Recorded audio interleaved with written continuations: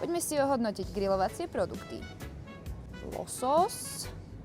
My máme veľmi dobrého lososa a dala by som ho na 5. Mäsko na burgere. Tak to by som dala asi 3, lebo to je taká klasika.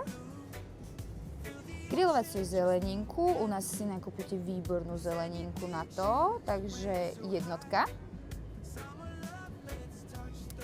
Toto je zapečený chlebík so syrom. To by som dala na 8, lebo to na grilovačku mi neúplne. Neviem.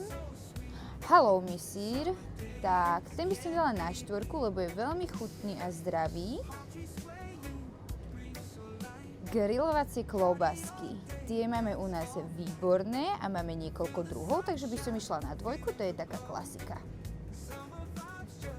Trhané mäsko, pravdepodobne hovädzie, to by som dala asi na 9.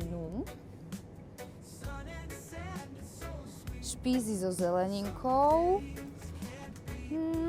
dajme 6. Udené mäsko, to by som dala na 10.